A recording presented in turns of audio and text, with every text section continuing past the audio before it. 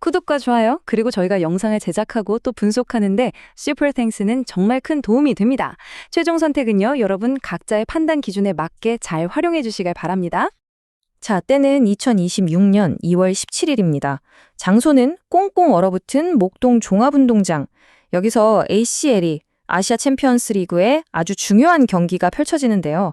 근데 여러분, 이건 그냥 축구 경기 한 판으로 볼 게 아닙니다.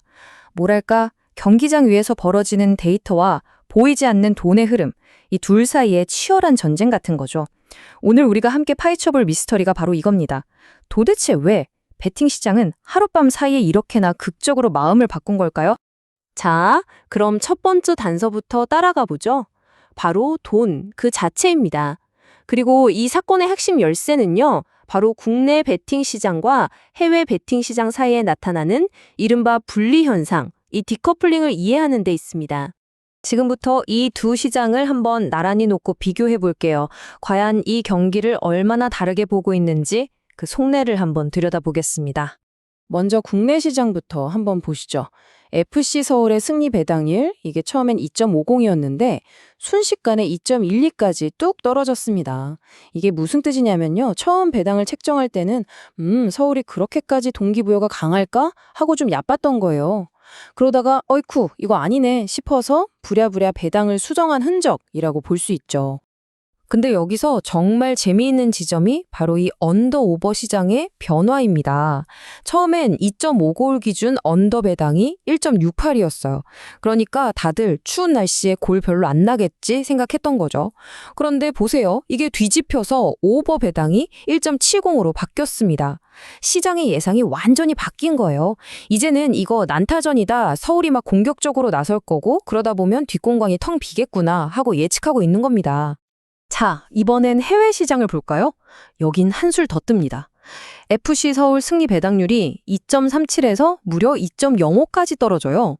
이건 그냥 배당이 좀 바뀐 수준이 아닙니다. 아주 전문적인 베터들, 소위 스마트 머니라고 불리는 그 돈이 이 경기는 서울이 이긴다 쪽에 거의 확신을 갖고 쏟아져 들어왔다는 강력한 증거입니다. 그리고 그 이유는 바로 여기에서 명확해집니다. 반대로 산프레체 히로시마의 배당률은 2.60에서 3.00까지 그야말로 하늘로 치솟아 버렸죠. 자, 이게 뭘 의미할까요? 시장은 이미 답을 알고 있는 겁니다. 히로시마는 이미 16강 진출 확정했잖아. 주전 선수들 다 쉬게 하겠지. 다시 말해서 이 경기를 사실상 던질 것이라는데 거의 모든 사람들이 동의하고 있다는 아주 강력한 신호인 거죠. 자, 돈의 흐름을 따라왔으니 이제 사건 현장으로 가보겠습니다. 바로 목동 경기장이라는 특수한 환경이죠.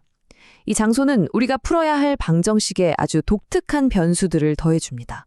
여기는 FC 서울의 원래 홈구장, 그들만의 요새가 아닙니다. 먼저 목동의 잔디는 딱딱하고 밀도가 낮아요. 이건 서울이 즐겨 쓰는 짧고 빠른 패스 플레이에 상당히 방해가 될 수밖에 없고요.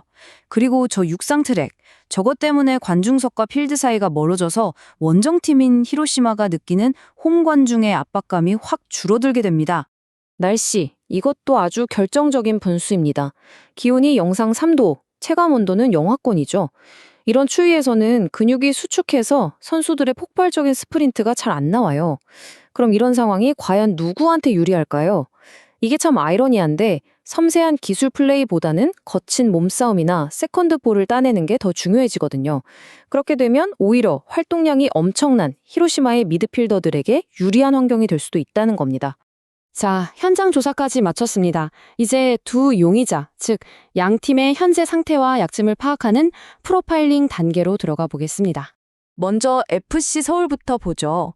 지금 서울은 약간 과도기를 겪고 있는데 가장 큰 문제가 바로 이 단절 현상입니다.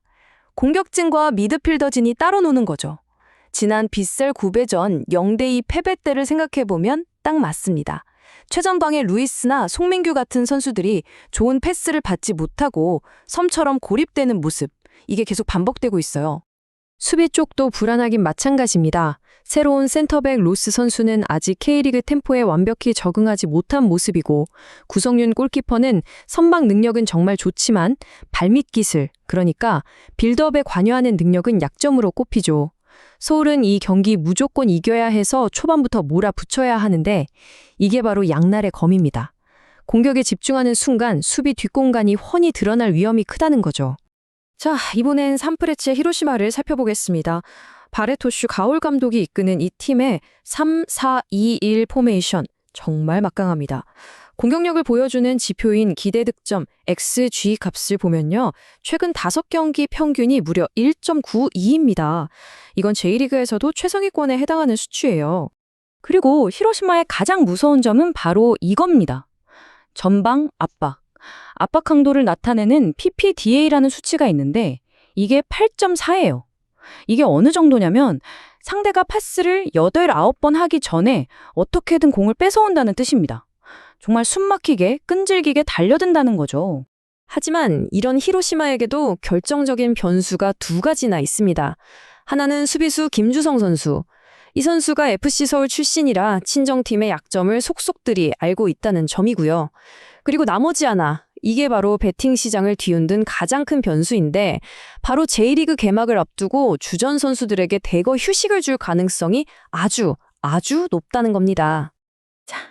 지금까지 수집된 모든 증거와 단서들을 바탕으로 이 경기가 어떻게 흘러갈지 가장 유력한 시나리오들을 한번 시뮬레이션 해보겠습니다. 분석 결과 크게 2가지 시나리오가 떠오릅니다. 첫 번째, 시나리오 A는 서울이 결국 승리하는 난타전이 될 가능성인데 이게 55%로 가장 높고요.